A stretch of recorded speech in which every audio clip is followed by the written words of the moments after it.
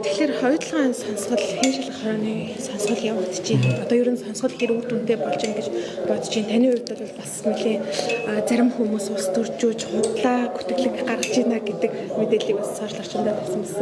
Тийм. Ер нь ингээд энэ сонсгол бол ач холбогдолтой гэдэг нь бас нэг ингээд ялангуяа одоогийн залуу үеийн нэг мэдэхгүй шүү дээ. Тийм учраас тэднэрт бас энэ мэдээлэл үнэн зөвөөр очих хэрэгтэй гэдэг талаас бол ач холбогдолтой маа гэж бодож байна. Жишээлбэл нийгэм худлаа мэдээлэл одоо цацж ирсэн.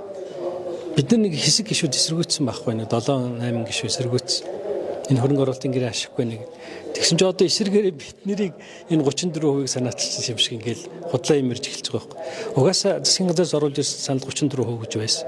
Харин бид нар тухайн үед нэлээ эсэргүүцэж хагаад энэ хөрөнгө оруулалтын одоо зардлаа нөхсөний дараа энийг 50 болгох гэдэг 57 дугаар тогтоол гэдэг тогтоол гаргасан байхгүй. Тэгээ тэр тогтоолыг чинь бид мэдэж дэмжин шүү дээ. Яг гэвэл Монголын хувийг 50 болгох гэж шүү дээ. 50-аас доошгүй болгох. Тэгээ тэр тогтоол дээр ингээд бидний гарын үсэг зурсан юуг харуулчаад өө эдгээр 34% дэмжсэн. Ингээд нэг тийм худлаа хуулгын тэр явуулж эхэлж шүү. Тэгэхээр эн чинь нөгөө нүглээ цайруулахын тулд бусдыг үтгэж эхэлж байгаа байхгүй. Тэгэхээр энэ үнэн зөв мэдээллийг байнга сануулж авахгүй болохгүй. Өнөөдөр энэ орд ч яг тухайн үеийн тэжүүгээрээ тооцож үзэх юм бол өнөөгийн ханшаар авч үзэх юм бол шүү дээ. 400 гаруй тэрбум долларын орд байгаа байхгүй. Гэтэл одоо 21 оны байдлаар манайх ямар ашиг хүртсэн юм бэ? Ирээдүйнтэй ямар ашиг хүртсэн юм бэ гэж 21 оны байдлаар ирээдүйнтэй 10.1 тэрбум долларын ашиг хүртсэн заа юу. Монголын тал 1.3 тэрбум. Боддоо 1.3 тэрбум. Тэг ингээд энэ төслийн эцэст магадгүй Монголын авах ашиг ерөөсөө нэг 10 тэрбум доллар л болох байх. Гэтэл чи 400 тэрбум долларын 10 тэрбум гэдэг чинь 2.5% шүү дээ. Тэгэд эцсийн дүндээ бид нар яаж энэ том ордоор зээл төлөө дуусгах гэж шүү дээ. Зээл төлдөг компани болгоо хийцэн. Энэ чинь хөрөнгө оруулалт гэсэн байхгүй юу? Хөрөнгө оруулах биш. Зээл төлдөг компани. Одоо 5.1 тэрбум долларын одоо хөрөнгө оруулалтын ингээл ашиглана гэжсэн бол одоо 21 болцсон. 21 тэрбум болцсон байгаа байхгүй юу? 21 тэрбумынх нь 18 тэрбум зээл. Монголын гадаад үрийн 50%. Чи одоо Монгол улсыг өртөө болгосон шүү. Эцсийн дүндээ бид нар энэ сайхан ордыг дэлхийд байхгүй ховор сайхан ордыг ашиглаад өртөө үлдэх гэсэн юм Монгол гэдэг асуудал болчиход байна шүү. Чи боддоо нийт баялагийнхаа 2.5%-ыг л монголчууд авч үлдэхээр байна гэж. 400 тэрбум долларын 10 тэрбум. Тэр ийм ашиггүй зүйл байж болохгүй.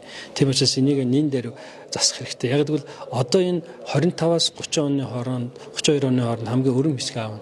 Одоо Онтроголд гэдэг шүү дээ. Онтроголд дээр шинэ гэрээ байгуулах хэрэгтэй. Яг гэвэл Онтрогийн талбай өмнөх хөрөнгө оруулалтын гэрээнд хамаарахгүй. Тэгээ энийгээ сайн харин энэ нэг бас хоёр дахь том ач холбогдол энэ. Яг гэвэл Онтрогийн гэрээг яах вэ гэдэг зүйл ярьж шүү дээ. Онтро бол хожим хөрөнгө оруулалтанд хамаарахгүй. Тийм учраас онтрог ашиглах асуудалтай шинээр хөрөнгө оруулалтын гэрээ байгуулад тэгээ харин Монголд одоо ашигтай болох юм бол энэ өрөм хэсэг рүү орох гэж байгаа яг цаг үед авчиж байгаа юм. Тэгэхээр энийг л бид нар хийх ёстой. Дэлхийн том ордыг одоо энэ ашиглаж байгаа компани зүгээс бол одоо ингээд бид нэр олон ажлын байр бий болгож нийгмийн татварт их мөнгө төвлөрүүлж байна гэж байгаа хэдиж монголчууд одоо энэ ордоос зөвхөн татвар одоо нийгмийн татварлын ашиг хүртэх ёстой юм. Ерөөсө 5% ашиг хүртдэг байгаа. 5% татвар нөөцийн л татвар төлдөг.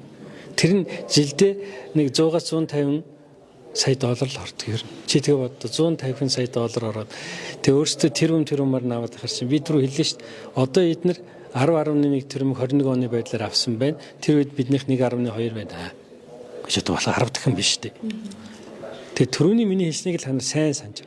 400 тэрбумын ордоос бид нар эцэстээ 10 тэрбумыг авч үлдээд 2.5% нь Монголд үлдэх гэдэг зээл төлөө дуусгах нэ.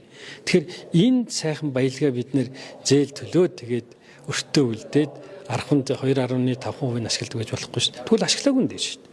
Тэгэхээр өнөөдрийн сонсгол бол бас өнгөрсөн хугацааны алдаа оноогоо хэлцээд цаашдаа яах вэ гэдгийг хэлцэн хамаагүй. Онтроголдын энэ одоо хамгийн сайхан нөөц байгаа талбай руу орохдоо шинэ хөрөнгө оруулалтын ашигтай гэрээ байгуулад ингээд үндсэн хуулиараа бид нар сая 19 оны үндсэн хуулиар Монголын ард түмэн дийлэх ашиг хүртэнэ гэдээ оруулсан шүү дээ. Үндсэн хуулийнхаа дагуу шинэ хөрөнгө оруулалтын гэрээг одоо байгуулад яваа л гэж одоо ингэж хэлэх байгаа юм.